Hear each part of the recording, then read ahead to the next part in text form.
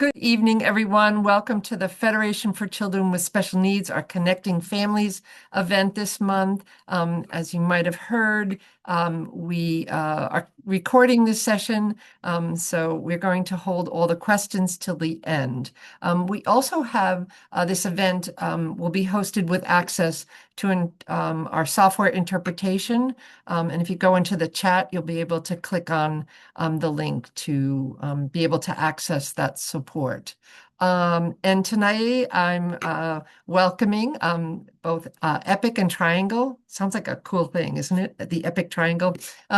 Because October is National Disability Employment Awareness Month, which we have all said is a mouthful, but it's basically an opportunity for us in our disability community to talk about employment, to highlight what's happening and how we can help young people get access to employment skills and jobs. And so today we're joined by I'm going to stumble over all the names, just so you know. Jeff Lafata-Hernandez, yes, great, from Epic. He's the executive director and founder of Epic, which stands for, here we go with all of our acronyms, Empowering People for Inclusive Communities, which is a really great title. He founded Epic in 2011 to address the unmet needs of transition age youth with disabilities. He's working on youth leadership programs, has lots of experience in our field, along with his lived experience as a person with a disability. So he wants to provide disability justice, inclusion, anti-ableism through Epic training. Also joining us today is Corey Grant from Triangle. He's Chief of Workforce Initiatives. He's been at Triangle for 11 years, held many positions. I love all the things that people do. Community coordinator, employment specialist, director of workforce development. All of those things, he and his team work to provide high school students with training and exposure so they can move from high school to the workforce through those pre-ETS programs. That's another acronym for everybody, which stands for Pre-Employment Transition Services. Those are those soft skills that students need to find those jobs. And so they're joining us this afternoon. Thank you so much. I'm going to let you take it away, share your presentation, and I will watch the chat. People, you can put questions in the chat, or we'll have questions live at the end. Thanks for joining us, guys. Thank you. I will share my screen. Corey, you want to start us off? Yeah, Leslie, thank you for that. Jeff, thanks for driving. As Leslie said, I'm Corey Grant, Triangle's Chief of Workforce Initiatives. To kind of give you an idea of what we're doing in our Workforce Development Department, we are annually serving about 250 students with disabilities, helping to explore careers, determine what career paths might make the most sense for students, build skills necessary for success in the workforce, and really help prepare for independence in adult life. We are also working with about 300 adult job seekers, helping them to find and maintain work or advancing careers. I'll just say quickly, I'm really grateful to have an opportunity to talk about such a meaningful topic with such a respected partner, as well as such an esteemed colleague of mine, Jeff. You're certainly a role model of mine in the field, and I think the rest of the group will see why shortly. Well, thank you. That was quite the segue. Hello, everyone. Again, my name is Jeff Lafata-Hernandez, and I'm the founder and executive director of Epic. A little bit about Epic. Our mission is to prepare young people with disabilities to be actively engaged community leaders while eliminating ableism to equip the world for today's disabled leaders. And we do this at Epic through two primary program areas. We have our Epic training and consulting. We provide trainings on the topics of disabilities, ableism, inclusion, and accessibility to folks across sectors all across the country, as well as consulting to help workplaces and schools ensure that they have things like policies and procedures in place to support employees with disabilities. And then our signature youth serving program is called Epic Service Warriors. It is a one-year service learning and leadership development program for transition age youth with disabilities. We serve youth between the ages of 16 and 23 with any and all types of disabilities. And we run this program in Boston and Worcester, but our youth, excuse me, our youth don't have to live in those cities. Youth who live or go to school in the state of Massachusetts are eligible to join our program. And so over the course of 1 year, these young leaders meet in the city that they're serving twice a month. 1 day a month, they're out doing community service, becoming engaged in the community, learning more about their community, and learning skills through service to help them in their transition to adulthood for employment, higher education, and independent living. And then they also participate in monthly leadership development workshops, which are half to full day interactive workshops to learn skills, again, to help them in their transition. So, mock interviews, resume building, public speaking workshops, disability history, self advocacy, teamwork, voting rights for people with disabilities, a whole variety of topics to help these young people to ensure they have the tools that they need to go on to whatever's next for them. So that's Epic in a really quick nutshell. At the end of the PowerPoint, we will have the websites up for Epic and Triangle so that you can definitely learn more about our work. And I will make a quick plug that Epic is currently recruiting for our Service Warrior program. So if you do know a young person who might be a great fit, I hope you will send them our way. So tonight, our topic is around 10 tips to employment. So Corey and I are coming to this conversation with a wealth of experience, but different experience in this field. And so we are going to switch on and off with our tips to hopefully give you a good, well-rounded idea of how to support young people as they work towards employment. So my first tip is to gain experience through community service, really speaking to what we actually do at Epic. So we know that community service is a great thing to build experience, and young people who are looking for work need experience. They need to build up that resume, and so community service is a great way to do it. We also know that people who volunteer in their community are 27% more likely to find employment, and that's because they have that experience and they've gained skills through service. We also see that high schools, public high schools, many of them have community service requirements for students in order to graduate. And this is because we know how beneficial doing service is. However, many schools will waive that requirement for students with disabilities. So it is on us to ensure that we are engaging young people with disabilities in their communities to gain those employment skills through service. So why volunteer? First, it connects young people to their communities. It gets them out of their bubble of school and home. It gets them to meet new people, become engaged with new people and organizations, and really become an active contributing member of their community. It gives opportunities to explore different career paths. If a young person might be interested in going into culinary arts, why don't they volunteer at a soup kitchen, right? If they're into doing more physical projects, physical work, might want to work for somewhere like the Department of Public Works, get them out cleaning parks, planting trees, building rain gardens, right? Or if someone wants to work with kids, get them volunteering at their local community center or library are all great ways to gain experience into a field that they might be interested in. And for those who aren't sure what they're interested in, doing a bunch of different one-time service projects can give them little doses of all these different fields of work to gain that career experience. It gives an opportunity to learn soft skills needed for successful employment, right? So learning about time management, getting to your volunteer experience on time, teamwork, communication. A lot of these soft skills that we talk about all the time in this field are very tangible, real things when it comes to engaging in volunteer work. And then it gets them to gain a greater understanding of their own skills and abilities. Again, removing young people from their bubbles of school and home can really open the doors for them to explore their skills, their abilities, their interests, their needs, and to learn more about that through service. So where can they volunteer? Of course, at Epic, we'd love to see them. But also, if a year-long program is not the right fit for them or right fit now, there's plenty of opportunities where you can do ongoing volunteer work or one-time opportunities throughout the year. So whether that's soup kitchens and food pantries, shelters, your house of worship. If you are part of a church or a synagogue or a mosque and there's volunteer opportunities for them there, that's a great way for them to get engaged, more engaged into a community that they're already a part of.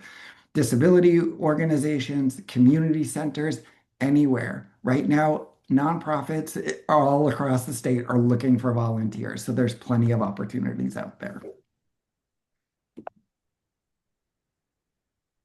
And Jeff, I will certainly speak on volunteerism as we go throughout this as well. Um, Tip two in finding your fit, finding a field or a job that fits you in your life. What you want and why. Does your reasoning match? In other words, how do you envision your life? I think these are really important questions to be asking. Um, think about your idea of a happy, fulfilling life and determine what kind of career fits rather than thinking about a career and then fitting your life to it. I think we often do this in reverse order.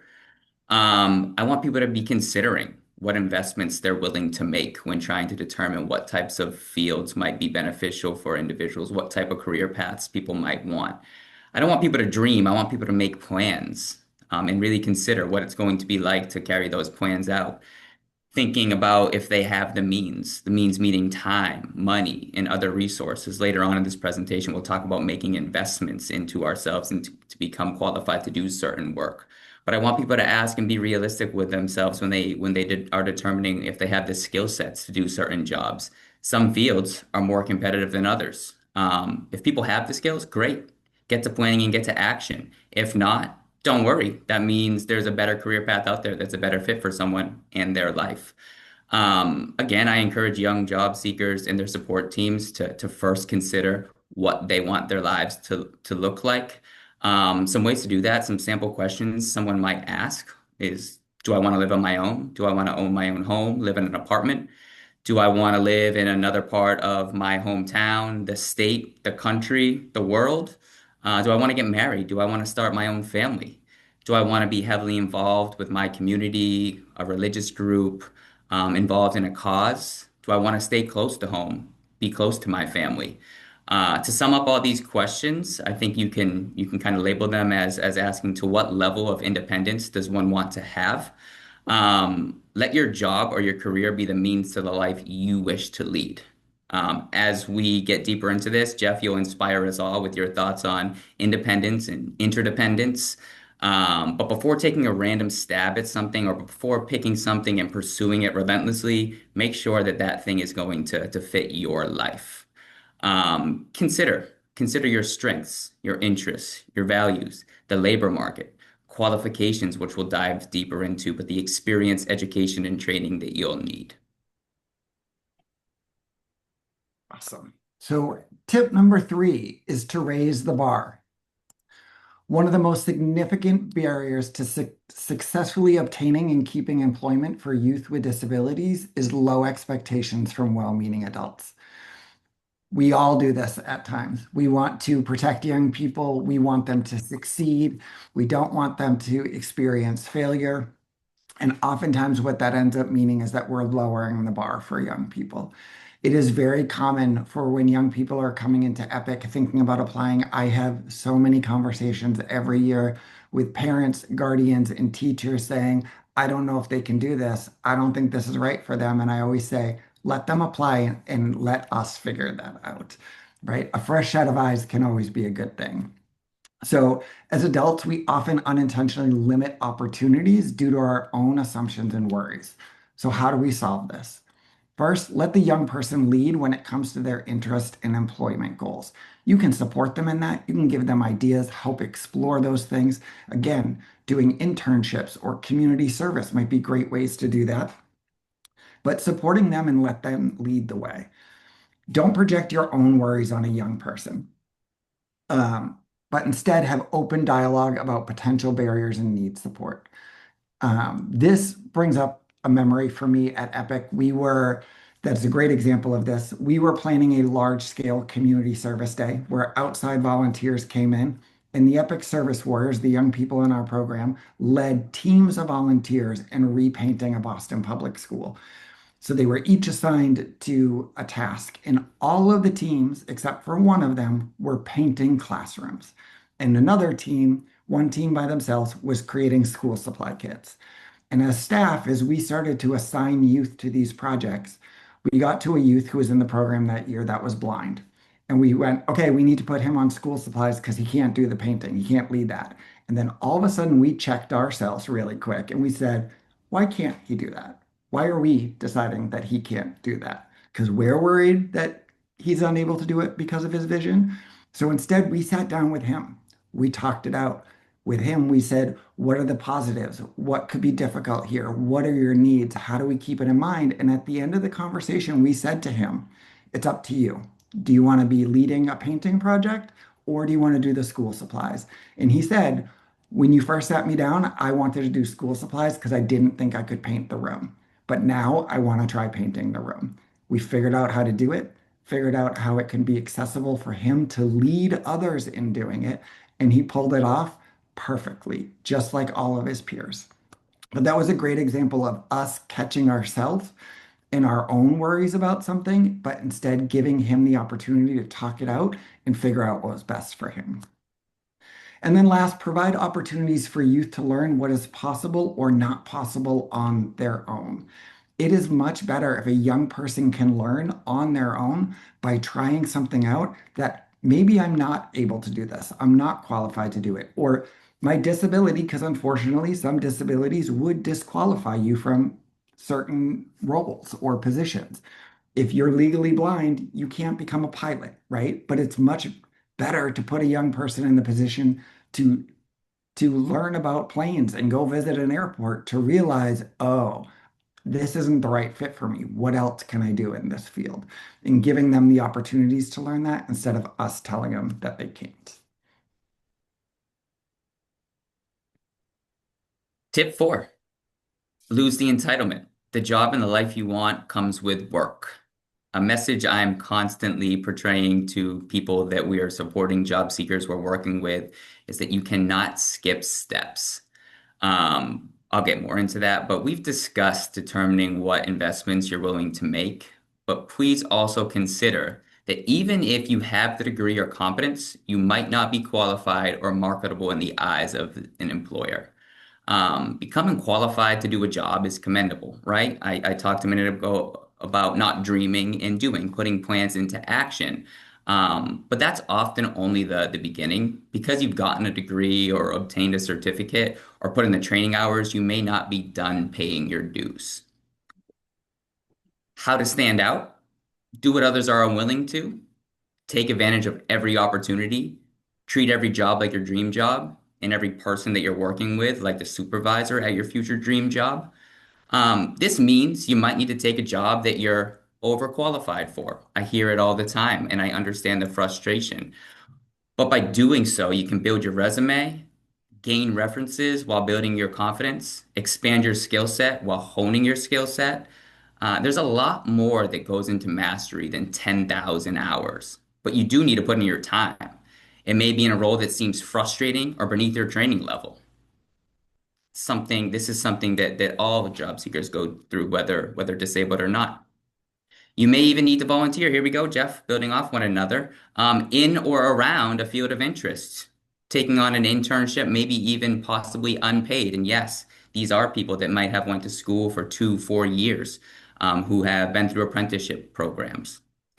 Take advantage of every opportunity you get to meet people in your field and to show your value.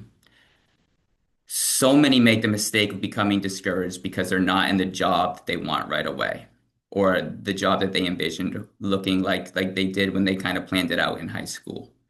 Um, People come into these careers or the idea of these careers with full head of steam, and as they hit roadblocks because I've got my diploma, I see people create barriers for themselves when it's already hard enough, right? So just because you've got the diploma or the certificate doesn't mean you're quite there yet.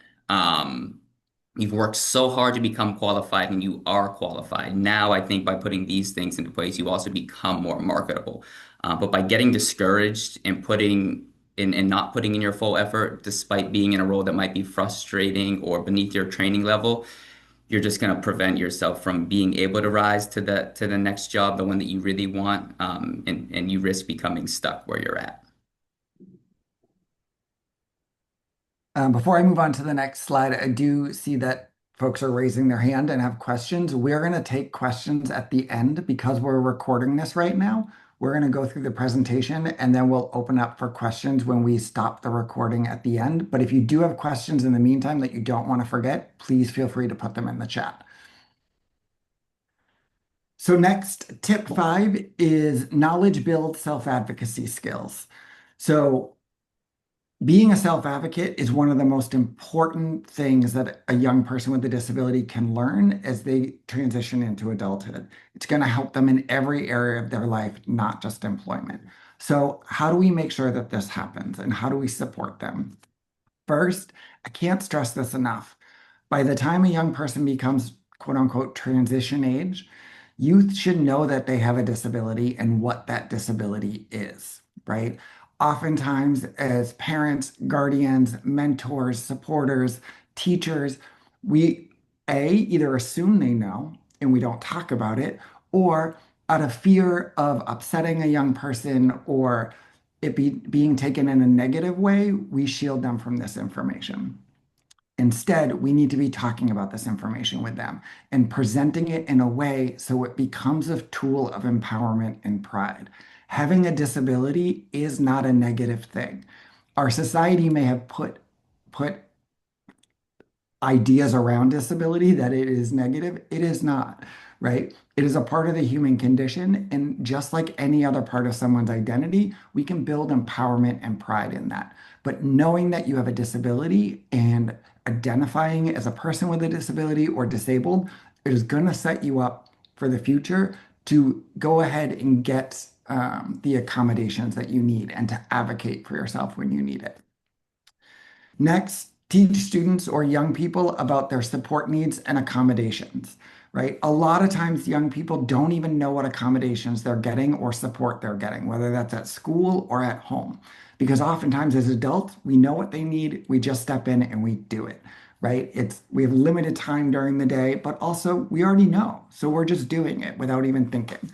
So one of the biggest things we talk about at Epic with our staff and our adult volunteers is take a step back. This is one of the most significant ways that they can learn in real time when they're having trouble or a challenge and that they need an accommodation.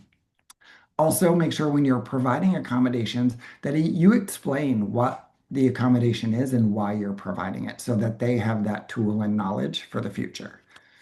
Next, youth should be attending their IEP and playing an active role in that meeting.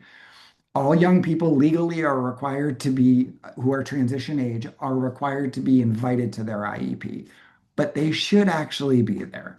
They should be playing a role. It's a great opportunity for them to hear what their strengths are, what their challenges are, be a part of the process of saying what their goals are, to learn what their accommodations are, and then to take time after with them to debrief it. How did that feel? What did you learn? What do you want to explore more so that that information that they're getting during that meeting is useful to them afterwards? Teach youth to be self-advocates. This will give them the skills to advocate for themselves, their needs, and their accommodations in the workplace, right? So really putting young people in the position and empowering them to ask for the things that they need, to speak up for themselves. One thing that we say every day at Epic is we are here to help you, but if you need help, you need to ask us for help because I'm not going to assume you need it, right? So that they learn how to ask for help from us. And then we will talk it out with them of how to provide that help. So again, they're learning the skills of what is the support I need and the best way to receive it. And then lastly, don't dismiss self-advocacy, even when advocacy is inconvenient or frustrating for you. It is very easy at times to look at a young person and say, no, you're just doing it, right? Nope, you have to do it. No, you have to go to work. No, you have to do your homework. No, you have to go to Epic today, whatever it might be. But instead, taking that opportunity to teach about the natural outcomes of the decisions we make. At Epic, we always talk about you are a self-advocate in every decision you make, whether you think about it or not. What am I wearing today? What am I eating for breakfast? Am I going to work today? Whatever it might be. And every one of those decisions has an outcome, positive or negative.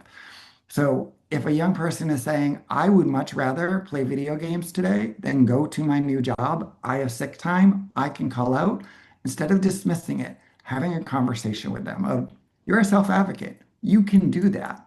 However, what happens if you do? And having that real conversation with them. So it's a learning opportunity and not just I'm being forced to go to work today when I don't want to. Absolutely, Jeff. Tip six, build a relationship with your employer. Jeff, thank you for taking the knowing. You're the expert there. I'll take the selling yourself part. You'll be more successful in life, but certainly throughout your career with a solid reputation, or a relationship with your employer. Let's talk about how that's done. I think it's done through making a great first impression and building a strong reputation. I think most people here have probably heard the saying, you only get one chance at making a first impression. I hope that doesn't add added stress or pressure, because I'm fairly confident here that everyone can do so. I'm going to show you how in just a minute. We're going to do a little activity, and then we're going to talk making a great first impression time and time again. Building on a great impression leads to a strong reputation, and I'd say that that is your key to unlocking your dream job while building the skills you'll need for a successful career. So. If you'll all oblige us here, Jeff, I'd love for you to bring up our quick lesson, and we'll talk about making a great first impression. So here's how this works. You have six choices here in the word bank below.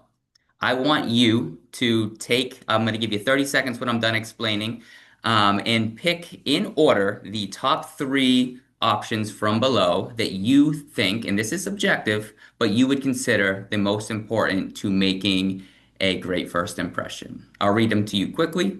They are showing up on time, consistently ready to work, smiling, being friendly, positive and solution oriented, being polite and respectful, remembering coworkers' names, dressing well professionally, and asking thoughtful questions to learn your new role. Again, you only have room to choose three here, and I want those three, as you think through this, to be in your order of priority. The thing you think is the number one way to make a great first impression, the number two way to make a great first impression, and the number three way. Take 30 seconds now.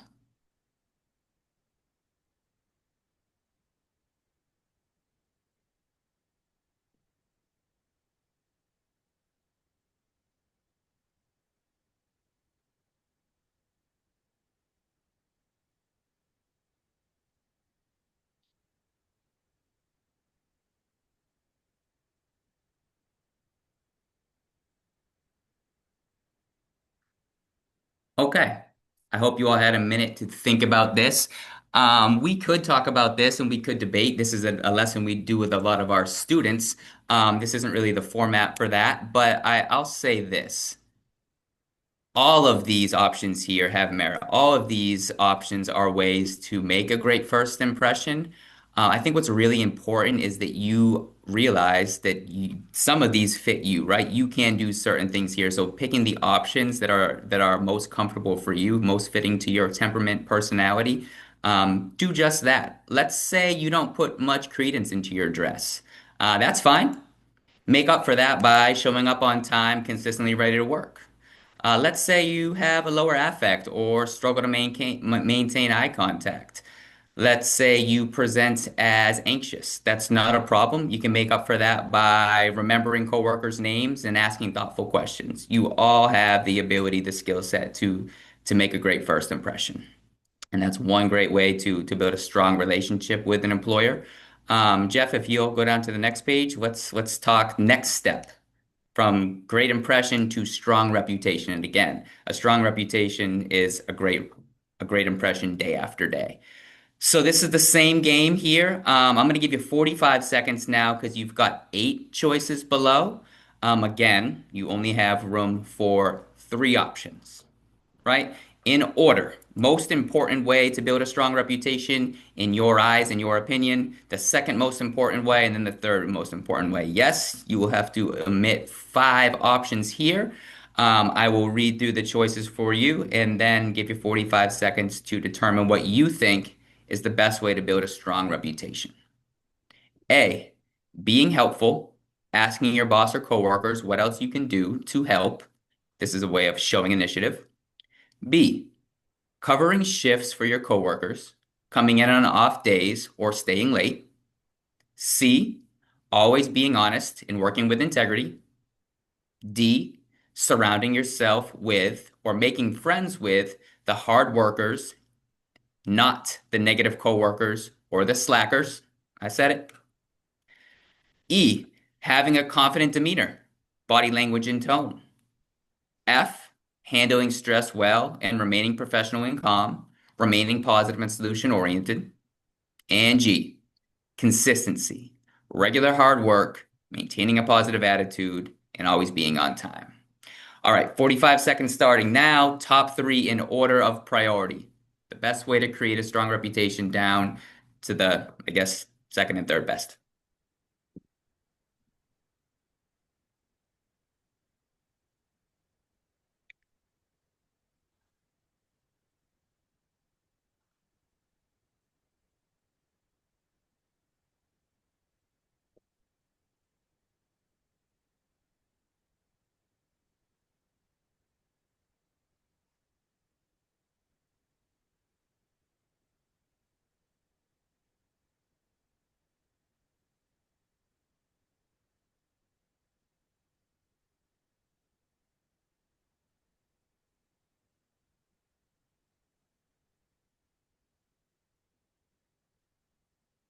Okay. Like with the first impression lesson here, these are all subjective. Maybe at the end we'll have time to debate the top ways these lead to really great conversations with our students in the classroom. Um, and it's great when it's not consensus and we all say, yeah, A is unequivocally the best option to make a great first impression. You can make a case for any of these. I hope in doing so you all realize that I have these types of things. I can do these types of things regularly. I can build a strong reputation. Or maybe if you're a parent, someone on a sport team here, you can say, my student, a person I know, as someone I'm working with, can certainly do these things on a regular basis, which in turn will build a strong reputation, help you to gain a great relationship with your employer, and then make your dream job more accessible. This next page here, Jeff, if you scroll down for me, is not necessarily a lesson, but I will read through it. This is a tad controversial. I think someone might say, I've had students say they can't do that. But the boss's favorite is the boss's favorite for a reason. Bosses might pick favorites. Hopefully, they're doing it for the right reason. I want to give you some tips here on how to become the boss's favorite. We're going to talk action, result. So, action. Those who show up on time, ready to work consistently, tend to make it the farthest. This does not just mean being on time, but on time and ready to work. This also means limiting the number of times you call out. The result to this action, by doing these things, you're likely to gain your employer's respect and trust. That leads to more responsibility, maybe more hours if you want them, and a promotion, which leads to more money. This also helps you to get your preferred schedule and will make your employer more likely to approve time off requests. All positive things. Like the self-advocate, yeah, you can call out. You can decide not to come in. You do have that sick time. It is a law. You are entitled to it. We're happy you have it. But by doing so, think about the results. Action two, having a positive attitude, being solution-oriented, pragmatic, meaning being understanding and willing to compromise. Staying calm, remaining professional. The result of this, by doing these things, you'll excel at your job. You'll produce good work, quickly becoming your boss's go-to person. You'll also earn the respect of your coworkers, making more friends and enhancing your experience. Everyone wants to be valued and respected. By practicing these actions, you'll do just that. Action three, working to the best of your ability. Being eager to learn. Asking questions to ensure that you're doing tasks to standard. This will show that you're committed to your job and you want to do as well as you can. As long as you're truly trying your best, you'll be just fine. This one here is a mouthful, but it's probably my favorite bit of advice here. Action. not taking suggestions and constructive criticism personally, and not becoming defensive, but considering the suggestions. Think of suggestions as advice, not criticism. Think of people who are making suggestions as people who care about you and want to see you do well, not people that are trying to tear you down. Some people get defensive or mad and shut down, or feel as if they failed and are not good at their job. By considering suggestions and advice, you'll grow in your career as some good advice is very valuable. This is known as having a growth mindset. By having a growth mindset, you're more likely to advance in your career by earning more money and receiving promotions. You'll also be more likely to gain confidence, resilience, and have less stress. Thanks, Jeff. No problem.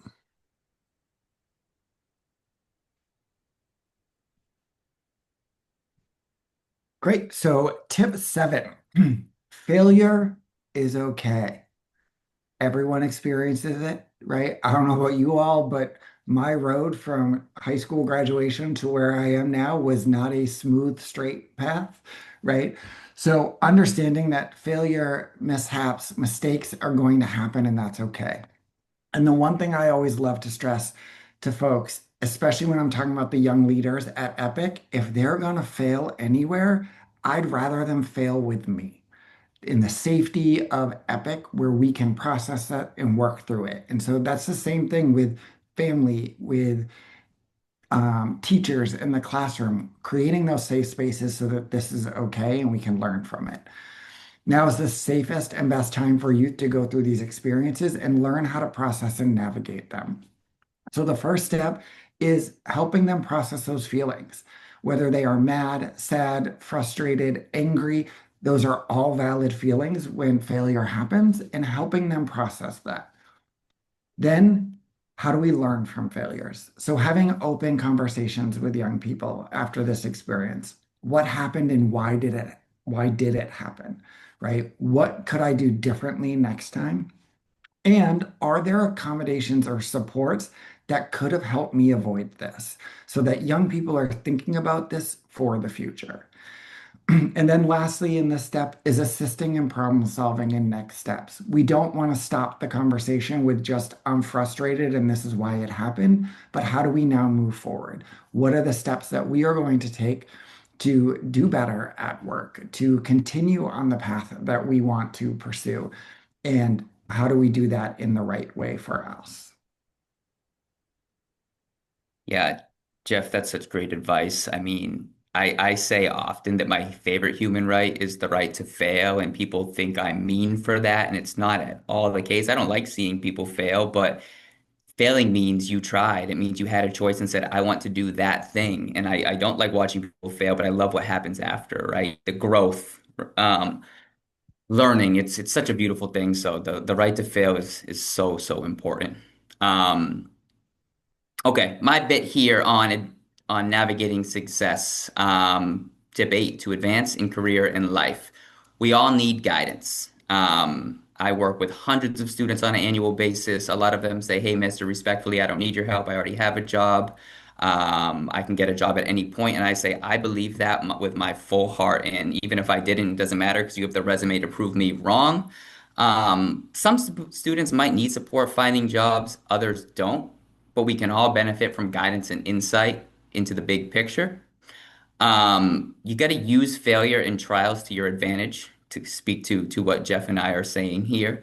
We won't love every job we have. We'll lose some jobs. It will happen throughout people's lives and careers, but that gives us perspective. It allows us to learn about ourselves and better prepare for future opportunities, probably better fitting future opportunities that we're more happy in. Um, when talking about success and navigating your career, advancing in your career, it's really important to leave your job the right way with a strong reputation, gaining valuable references along the way, staying long enough to strengthen your resume, at least 6 months if possible. And that's just kind of the general rule of thumb. Um, I'd say that all experience is good experience if you go about it the right way. Again, if you're putting your all into it, not making excuses, not feeling down about the work you're in because it's not exactly what you want to be doing. That experience, if you're putting your best foot forward, leads to long-term success and the ability to be more selective in your future regarding your career prospects and what your life will look like. Um, the only way you fail is by not taking advantage of each experience and opportunity and leaving jobs unprofessionally. By doing so, you'll hinder your growth and are forced to start back at square one. I said it a couple minutes ago, talking about losing the entitlement. Um, People can't skip steps. If you continue to leave jobs with a so-so reputation, staying at a job for a few weeks at a time, 2 to 5 months at a time, you're not putting yourself in a position to advance. You're not doing yourself any favors. The employer will be okay, right? They'll move on. I'm not saying every employer is a great one, although there's so many awesome bosses and managers out there. But by doing this, you're limiting your future choice and the ability to be able to live the life you want. I hate to see that. I'll put a quick little disclaimer here that there are good reasons to leave jobs abruptly, and you should really consult with people. Jeff, we're almost to my favorite side of this, which is yours when it comes to independence and interdependence. So you should consult with people in your lives to discuss these things. But if your health or safety are at risk or you're being discriminated against, even then, there's a right way to approach this, again, with support. But I don't want people to hear this and say, well, I couldn't possibly ever leave a job before 6 months because Corey said so. There may be some cases that make a lot of sense to try to get out of. Right. Tip number 9, and my last tip for our 10 here, is reframing independence. We talk a lot about independence when it comes to youth with disabilities, right? To live independently, to independently have a job, to independently navigate their neighborhood, to independently fill in the blank, right? And the way we talk about independence is not realistic for anyone. None of us are fully independent, right? None of us do everything in our lives 100% on our own without support, whether we're disabled or not. So, why do we put this expectation on youth and adults with disabilities, right? When no one is doing that, right? So, some examples here. Moving out on your own with support staff is still a form of independence. Having a job coach is still a form of independence. Receiving reasonable accommodations in the workplace, still a form of independence. Utilizing door-to-door paratransit instead of driving is still a form of independence. So, really opening up our minds to what we think independence is and what message we're sending to young people as they are navigating this transition and being honest about what it looks like. The other thing is, even in those 4 examples that I just gave, imagine the skills that young people with disabilities gain by navigating those that their non-disabled peers don't. Being able to navigate the time management of calling the ride and planning it out so that they are at work on time is a skill that their non-disabled peers don't get, right? Learning how to work with a job coach or to direct support staff in their home on how to do things and how to do them correctly are skills that their peers don't get. So it's also an opportunity as we're reframing what independence means to also look at how are these skills transferable to the workplace, right? And really being able to highlight that for young people and the others that are helping them on the road to employment. Reframing the idea of independence, sorry, reframe your idea of independence to include interdependence, broadening our definition in, expectation of quote unquote independence will open more doors for you and them. When I bring in the disability justice framework to what we're talking about, is interdependence is a big part of that conversation, right? And so really making sure it's about building community and how we use our community and support each other on this road to employment, to to adulthood through our lives because none of us do things independently. So really just being careful of how we use that word and the expectations that we're putting on young people in this transition. Jeff, yeah, thanks. I like to say independence isn't being able to do everything yourself. It's knowing when and how to get help. Mm. And I love how you relate it to not just life, but employment as well. Even at the most high grossing companies throughout the world, right? People have strengths and are dependent on their coworkers and colleagues to work to their strengths so you can focus on yours. And that's how teams, communities are built. I love the message there. I will take the dignity piece here as we wrap up and get to tip 10. The dignity of work. This is a concept that we believe in at Triangle. It's really one of the reasons why we're so adamant about and passionate about supporting people to find work. I think it's really easy to say it makes people's lives better, which is exactly true, but it also provides dignity, which is such a valuable, beautiful thing and something that needs to be worked for and earned. With independence comes dignity.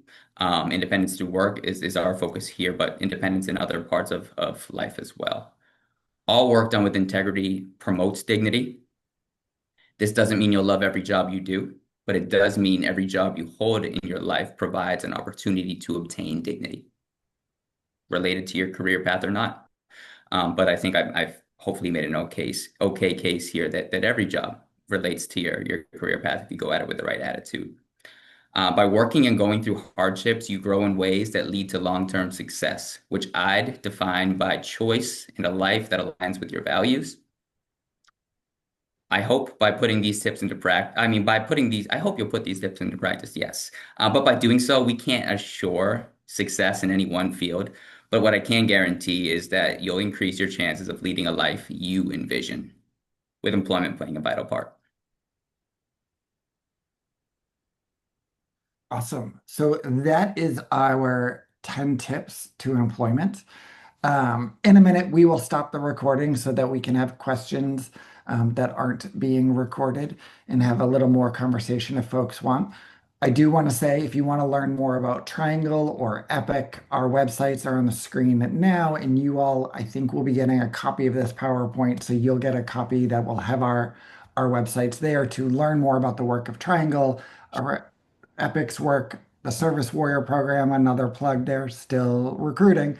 Um, so please feel free to check out our work and our websites and reach out with any questions that you may have.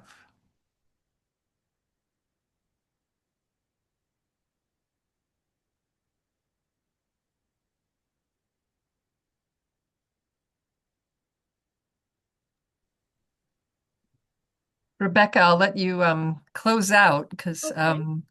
and uh, So we probably should stop the recording. yep. And I just want